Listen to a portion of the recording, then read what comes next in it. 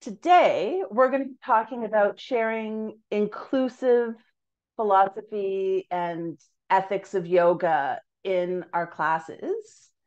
So there's a couple of things that I definitely need to talk about today. We're kind of having an ongoing conversation these days about making our yoga teaching more inclusive, more accessible.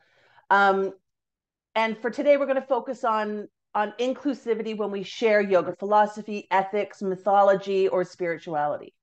There's a couple of areas that I specifically wanted to touch on today. And a lot of these came from questions from teachers in training that I've kind of put all together into one discussion, like how to share yoga philosophy without imposing a particular spirituality or belief system on our students or having them feel that way. How to have discussions without seeming preachy or dogmatic or moralizing, right? Being considerate of a diversity of students and whatever background they have, or culture, or beliefs, or experiences, or preferences, or goals in your class. And also offering accessible and inclusive options for students to take those yoga practices and philosophies and ethics home to explore in their own lives. So those are some things I plan to talk about today, but I'm interested, before we begin, in what questions or concerns or ideas you've brought to this discussion. Is there anything in particular that you wanted to talk about today?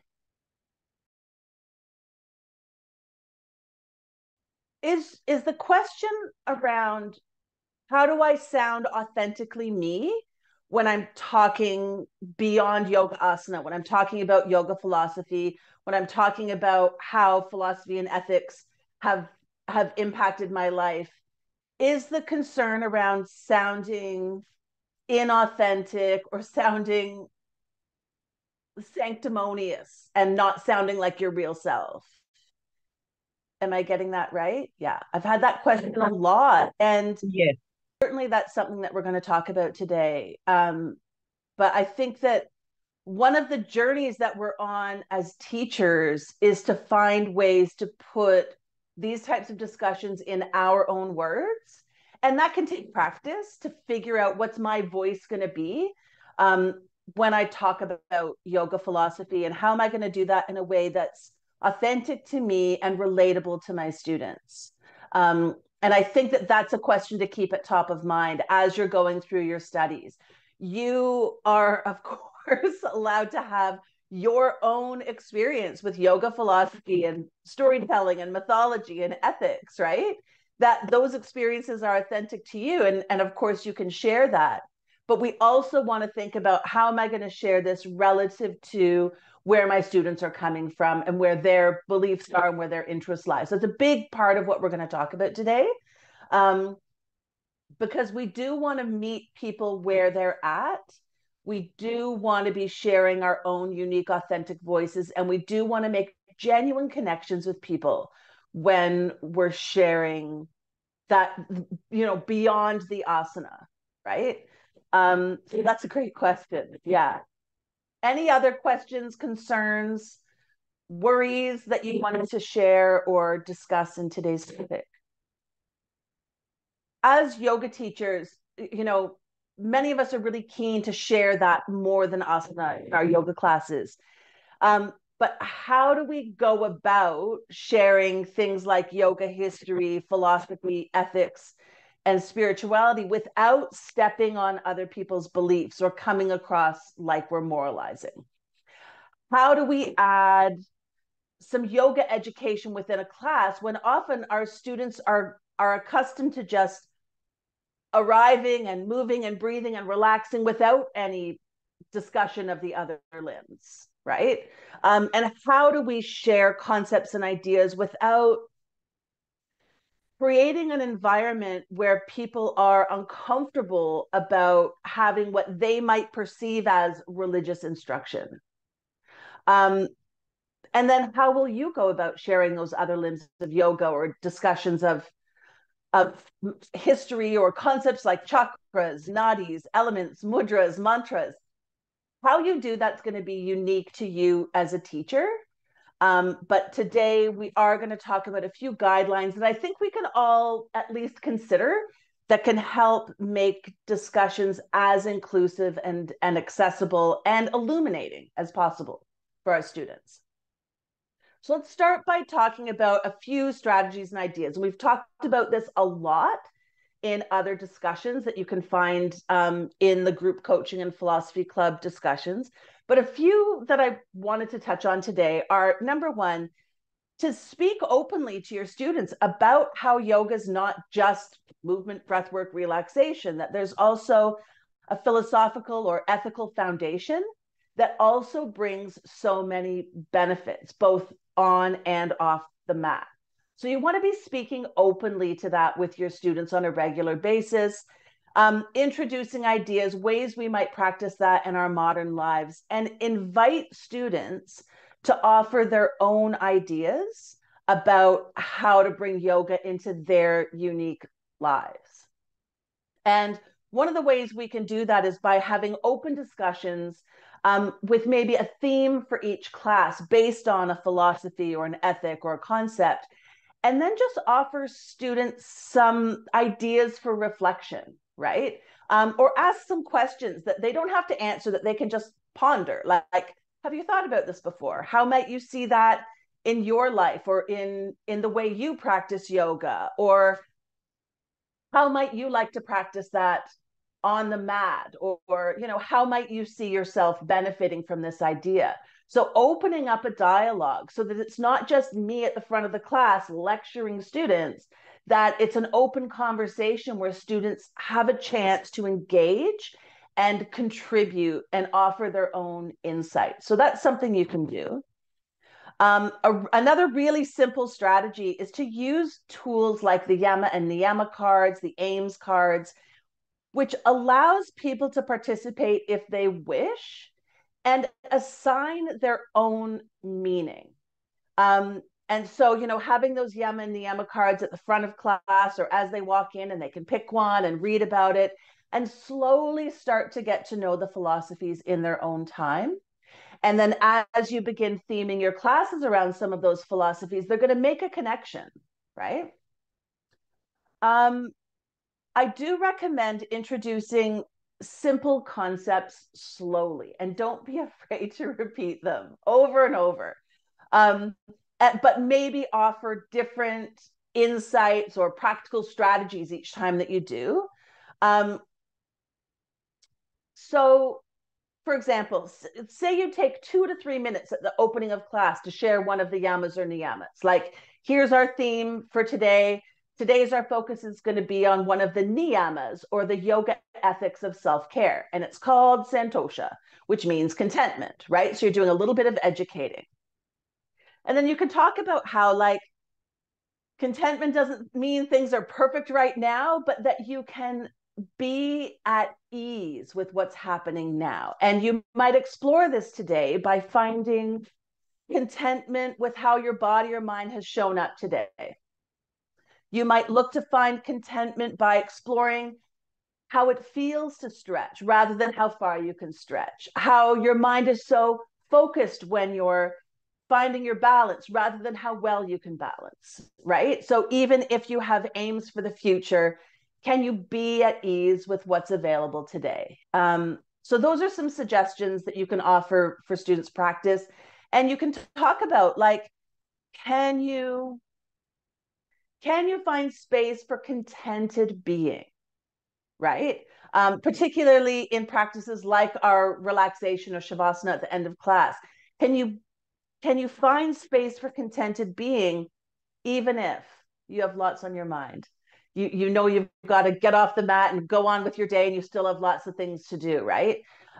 So that's a way that you can kind of take just a couple of minutes at the start of class, introduce a concept, do some educating, offer some insights into how they might practice that, but leave it open. Like, how are you going to explore this today, right? Another simple way that you can start bringing yoga philosophy and mythology into your class is to share a yoga story or a myth or some imagery within the context of a pose. So rather than having an opening discussion where people are sitting and eyes on you and you're just talking about philosophy, while you're teaching a pose or while you're introducing a pose, you could share some imagery or some storytelling. Poses like mountain, fish, warrior, crow, tree, easy sitting.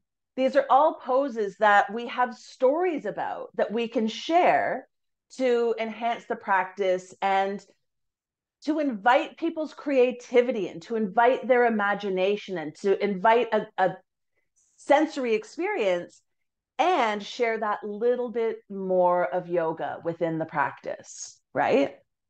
So those are some basic strategies.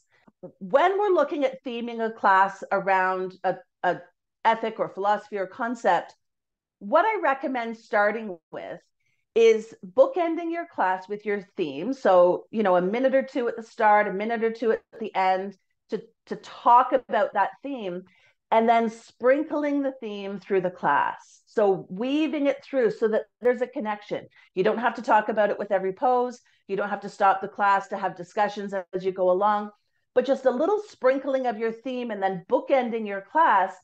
That gives the overall feeling like this whole class is telling a story about this concept and giving us an opportunity to feel it in the opening and then to explore it through the movement aspect of the practice and then to rest with that in relaxation and then maybe take that with us out into the world, right? So that's something I recommend. And there is another coaching discussion all about that topic that you might like to check out, because I think that's a really good way of starting to introduce some philosophy into your class. And then once you start doing that, you're like, how are people receiving this? So, you want to pay attention to how students are receiving any of the discussions or strategies that you're using. And so if you're just starting to dip a toe into sharing some yoga philosophy, you do want to be paying attention to how your efforts are being received. There may be people in your class who are less open to longer discussions about yoga philosophy. And so you definitely want to make your discussions invitational without insisting on engagement or agreement or people feeling the same way that you do about learning more about yoga. So you can acknowledge that they don't have to be interested, that they can sit with their own intention or sit with their breath, and they don't have to engage in the theme or the philosophy that you're presenting for the class. Most importantly, because there may be people in your class whose faith requires them to not receive instruction in what they perceive to be other faiths. So whilst we can be clear that we're not really teaching religion, and the concepts that we're sharing can fit within any spiritual framework, we have to understand that there might still be boundaries around some students who aren't open to receiving or working with those kind of concepts. And I think that's something to be aware of and to be respectful of. And then, pay attention to both the individuals within your class and the group as a whole to get an idea of how they're receiving your discussions and how you might make progress moving forward. Are they comfortable and keen and eager to learn more, or are they uncomfortable or restless or kind of waiting for you to finish so they can begin their practice, right? And so as you're developing this part of your teaching practice, be paying attention and gather all the verbal and nonverbal feedback that you're getting to help guide your future decisions, right? In general and for specific classes. I think it's useful to regularly acknowledge yoga's roots and speak to how we might bring those concepts into a modern secular life, right? And I say that as an atheist because I like to introduce these ideas as ethics and philosophy and concepts rather than using terms like spirituality. which can guide us regardless of beliefs. You might have a different approach, which is totally okay. You just want to be clear about the direction you're coming from through your offerings. Yeah. Um, and then, take some time to consider and maybe play around with when and in what form you want to include discussions of yoga philosophy. So again, that might be offering a class theme. It might be a few suggestions on how they might explore that in class. Again, making it invitational so students can take part in that offering or find their own intention or their own aim for their practice, right? And being really open about how they don't have to participate if it's not comfortable for them. And then get creative with offering ideas for taking yoga home, whether that be physical practices like asana or breath work, or non-physical practices like philosophy, ethics, mindfulness, meditation. Because I'm coming to this study and exploration as an atheist, I personally don't tend to use the word spirituality. Number one, because I don't understand what it means. Like, I really don't understand what it means. And, which I should do some reading on that. And number two, because I'm concerned that using a word like spirituality might infringe on someone's existing belief system or faith, right?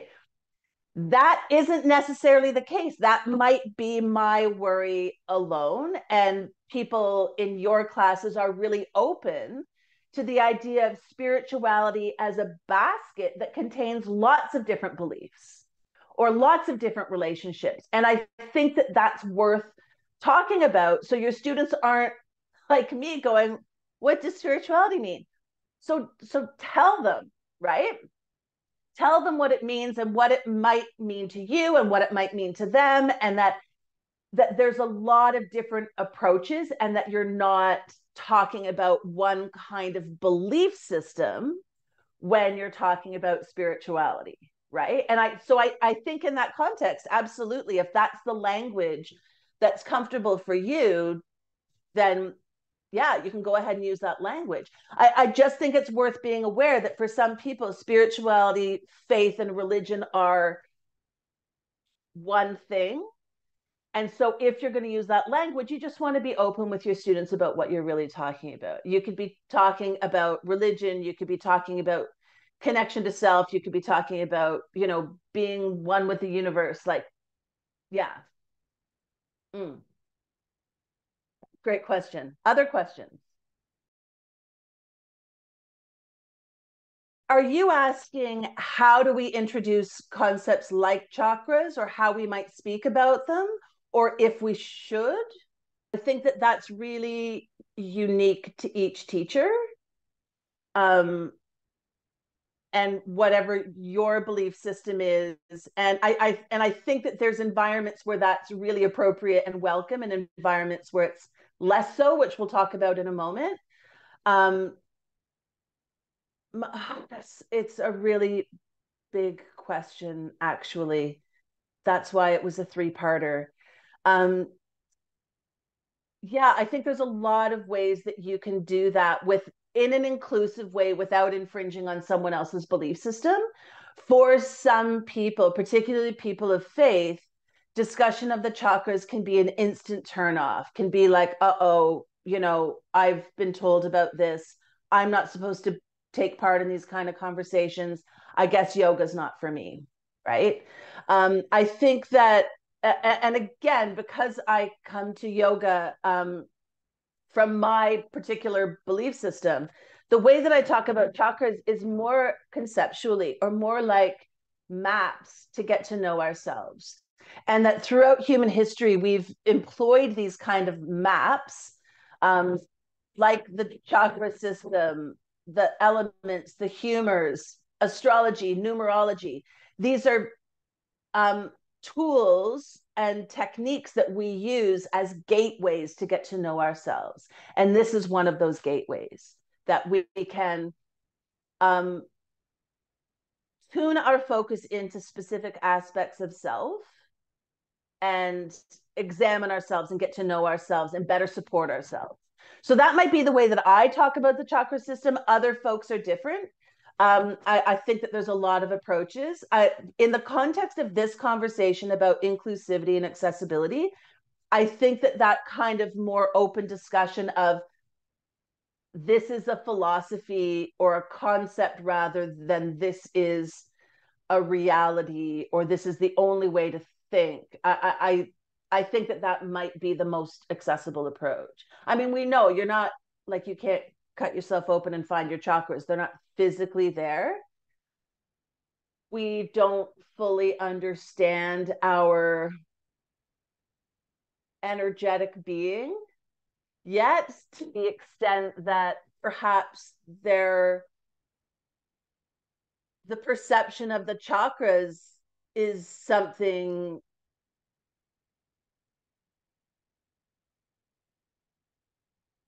we could all genuinely connect with and learn from. I think that in the context of yoga, this is a concept that can give us a focus. And in the context of other practices or belief systems, they have their own ways of doing that.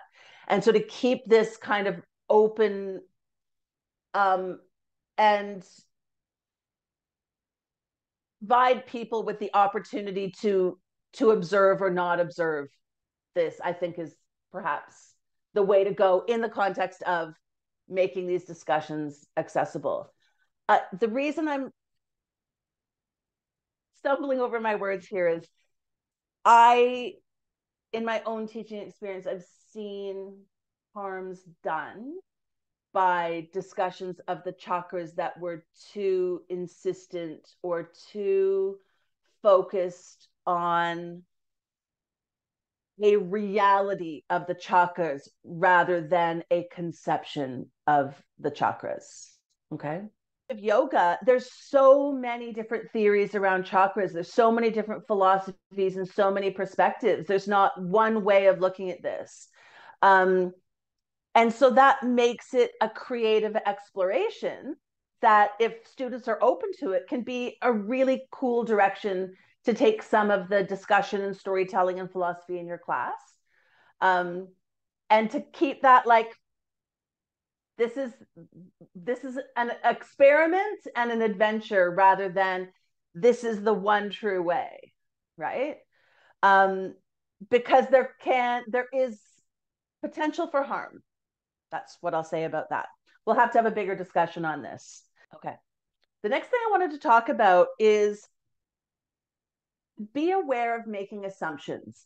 I think that one of the ways that we can inadvertently make our philosophy discussions exclusive or inaccessible is to make assumptions about people. And I've personally made this mistake many times before, assuming people are in a particular kind of relationship, assuming people have the flexible time and space that I have, assuming people have the same interest in yoga that I have, which almost no one does.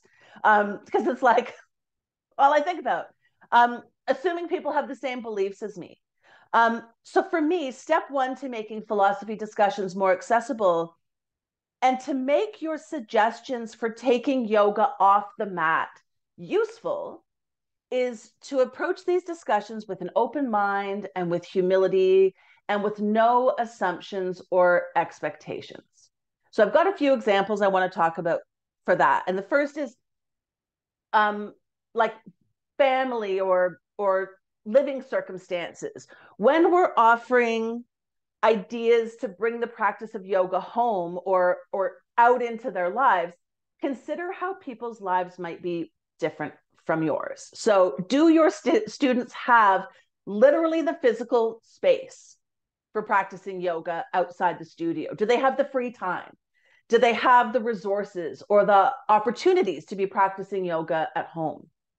Do your students have dependents like kids or aging parents that don't allow as much free, uninterrupted time to practice the way you do? And do you have ideas for integrating practice into a busy life or into a different life than yours? And I think that those are things to really start thinking about and gathering ideas about. I think as teachers, it's important that we notice if we're offering ideas or references that only apply to folks with a lot of disposable income, with folks with lots of free space and time, folks with lots of access to resources. It can really exclude people who don't have access to the same resources or opportunities, right? So, for example, offering suggestions to get up early and meditate or do a practice, right? For some people, it's just not a possibility. Having a dedicated practice space for yoga at home is just not a possibility for a lot of people. Even being able to practice yoga daily, right? All of these can really exclude folks who don't have that opportunity. And in particular, if we talk about yoga being something that has to be done daily, or in this specific way, or in this order, for it to be beneficial, I think that that can really make people feel like, well, if I can't do it this one right way, I guess I won't do it at all. Like it obviously yoga's not for me, right? So I think it's worth taking time to consider how we can encourage students to take yoga off the studio mat and into their everyday life in a way that is accessible and inclusive and respectful of the lives that our students are living and the goals and the values that they're bringing to their practice. Thank you for that reflection. I really like the idea of stripping away the fancy Sanskrit terms, which can be excluding, and just talking about, here's this human concept. Have you seen this in your belief system, or did you learn this in your kindergarten class? I lost so many yoga philosophies I learned in kindergarten. You know, and opening up a dialogue that brings yoga philosophy into the modern time and outside of a belief system so that it's more accessible. And part of that might be taking away the Sanskrit terms, and giving people space to talk about how they already know about that concept and how they might be curious to bring that concept into their practice, I think is really nice. I mean, anytime we're using Sanskrit, we want to be pairing it with English. But yeah, it might be that, today's class is going to be about this yoga philosophy, ahimsa, which means non-harming, and it also might mean these things. And then through class, you might continue to talk about non-harming instead of saying ahimsa, ahimsa, ahimsa, right? To make it a little bit more accessible to students, right? Some of your students really crave that yoga education and love those words. But for some, that can be a little bit inaccessible. Okay, next. Was I talking about before? Yeah, so my next area that I want to talk about is the yogic lifestyle that you're promoting, either overtly or subtly, accessible to everyone? And whether that's in your class or in your social media or in the materials that you provide to students. And first, I want to be clear, there's no one yogic lifestyle that doesn't exist. And making recommendations in areas like diet and nutrition are not at all within our scope of practice as yoga teachers. But if you're planning to talk about things like vegetarianism or veganism relative to ethics like ahimsa, non-harming, you want to be aware that this is not inclusive of all people. People might have various medical or health needs. They might have religious or spiritual practices or family or community traditions or preferences that are not aligned with vegetarian or veganism. And that might be important to you and the way you practice non-harming. But I think it's worth keeping an open mind that that's not going to be everyone's practice. And it's not the practice. It's not the only way that we practice that. So I think, as with all of our philosophies, to consider the social and community context for making suggestions that might contribute to students feeling excluded or un-yogic because they don't choose the same practices that others might, right? So when we're talking about the choices that people make and when we're offering suggestions, we want to make sure that we're offering suggestions that are inclusive and not shutting down areas where we might be coming into conflict with someone's background or culture or beliefs or community, right? So it's worth taking some time to think about all the ways we might speak about making conscious choices in our lifestyle that don't insist on one yogic way of living, right? Do your students have ready access to spaces that you're promoting? And this one's a little bit personal because I often speak about taking time in nature. And lately, I've realized, far too late, that this isn't useful to everyone. Being from the country, from a rural community, nature's just outside my door and free to access. And I often now have to check myself and remember that not everyone has ready access to wild spaces. Although I wish they did, it is not true for everyone. So if you want to talk about taking time to be inspired by nature, widen your suggestions about how people might interact with nature or wild spaces or inspiring spaces.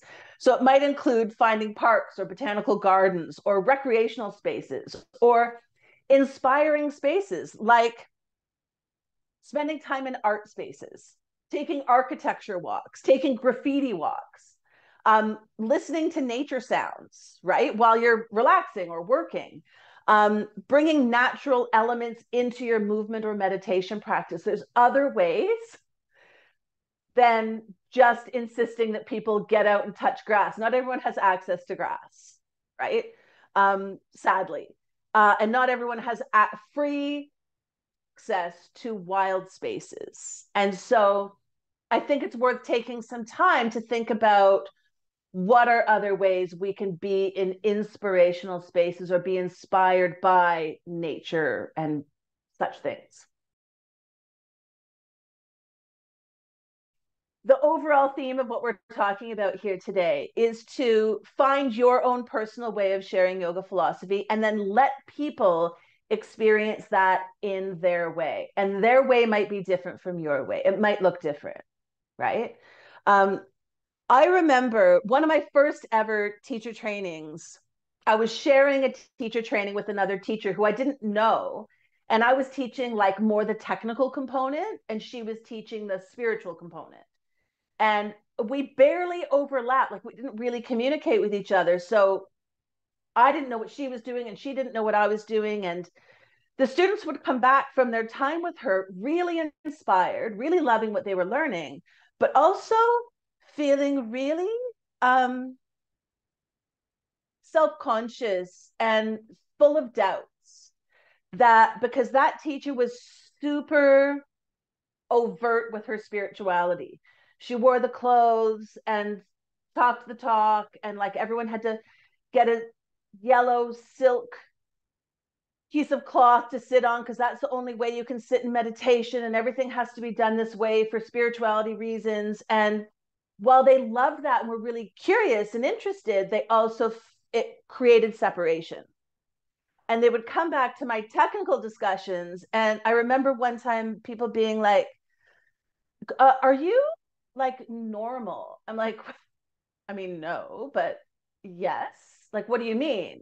Like, my shirt's from Old Navy and I go to the movies and eat popcorn, and like, yes, I'm a normal person who is heavily invested in exploring yoga and yoga philosophy, but it doesn't mean I have to dress different or talk different, or it doesn't mean that I'm different from other people. Some people might really look the part and have a more artistic flair in the way that they express their love for yoga. And some people might put on a suit Monday morning and go to work in the law office, but be just as dedicated to a yoga practice. And I really, I'm not saying it's this teacher's fault. That's her truth. That's authentic for her. But I think that when there's a lot of that in yoga culture, and this is a much wider conversation, if there's a lot of that in yoga culture, it can create disunity. It can create a sense that there's a right, wrong way to do yoga and you're doing it wrong. So out you go. So when we're talking about the history of yoga and yoga philosophy and spirituality, we want to make sure that this is in service of unity. It's in service of people getting to know themselves and authentically express themselves and live their genuine relationship to yoga. And that might look different than how other people do it, right?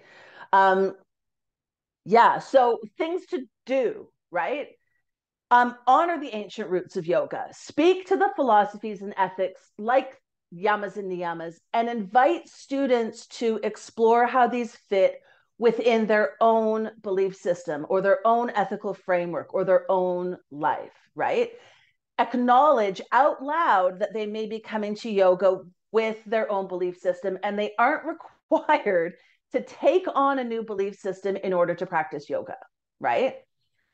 Understand that many students won't have a desire to learn about spirituality through the lens of yoga, but they may wish to learn some of the ways to bring what they experience in yoga class and the feelings they have in yoga class home with them into their everyday lives. And we've got to figure out a way to do that. Depending on where you're teaching, you need to respect the boundaries of students, employers, and organizations when we're bringing some of these concepts into our teaching. And I'll talk about that in a sec. And if you want your classes to be places where there are deep and rich explorations of spiritual practice or discussion, that is totally okay. You just want to inform students prior to registration so that they can make an informed choice about coming. Is this a class where we move and breathe and stretch and there's a little bit of yoga philosophy, or is this a class where we really dive into yoga philosophy, mythology, spirituality? You want to make sure that students know what they're signing up for. So just be open about that, right? Be proud of that choice you're making, because that's a great kind of class too. It's just different from what the modern yoga practitioners expecting. So you need to make sure that they're informed in advance, right? If this is going to be a class that's 50% chanting and 50% meditation, your students need to know that, right? So, be careful about insisting students engage in these practices if they haven't agreed to it in advance. That includes chanting, mantras, mudras, visualizations, engaging in any practices that might be in conflict with their belief system. So again, if you plan to use these practices, include them in your class information so people can make informed choices. And when teaching these practices, invite students to join in or sit with their own intention or practices or prayer, right? Keep that open. I think this is obviously a much larger conversation to have, but do take care with appropriating the culture or religion of others if it's not your culture or faith. And I cringe at how much I've done this in the past. In some cases, in an effort to belong, or in my clumsy efforts to embrace the full extent of yoga. But I've learned a lot since those days. And I do it differently now. To be clear, learning about or practicing yoga is not cultural appropriation. However, using symbols or deities or cultural objects as like fashion accessories could be seen as cultural appropriation or a lack of respect for what others believe is sacred, right? So we want to approach these subjects with respect and humility, to stay open to learning, and understand that language and objects and concepts in yoga are sacred for some people and should be shared with respect for that sacredness, right? And I think I've, in my own practice, made a concerted effort to take myself off any pedestal that someone tried to put me on, like I'm different or living a different life than they are. Because whilst my life is focused on yoga, that I'm also doing spreadsheets all day and like managing a website and paying my taxes and getting frustrated with certain people who live in this house who bug me. It's my dog. Yoga informs how I do all of that, but I do all of that, right? Like those are still, I'm still paying my taxes like everybody else. And I think that it's so inspiring to see someone choosing a different way of living. Um, but I think it's also really inspiring to see someone who works a 9 to 5 and lives in the suburbs and also has dedicated their life to the practice of yoga, right? Um, and you'll find your happy medium wherever. Maybe you will live in the jungle and swing from trees, or maybe you will continue to buy barbecue shapes in the grocery store to snack on your way to teaching another yoga class, right? Um, and there's a wide range of how we're going to do that. There's not a right, wrong way. To me, the only wrong is that our teaching makes people feel excluded, right? So, like, what can we talk about, right? What are the general rules? You can absolutely keep telling your students yoga is not just movement, it's not fitness, it's not just exercise. It's got a philosophy and a system of ethics that we can all benefit from, regardless of our background. And in fact, it might connect to the ethics that they've learned from their background, right?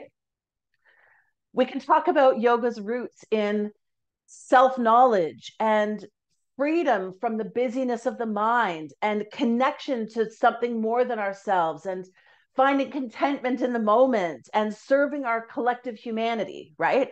These are all things that we can all learn from and find value in, regardless of where we've come from to enter the practice of yoga, right?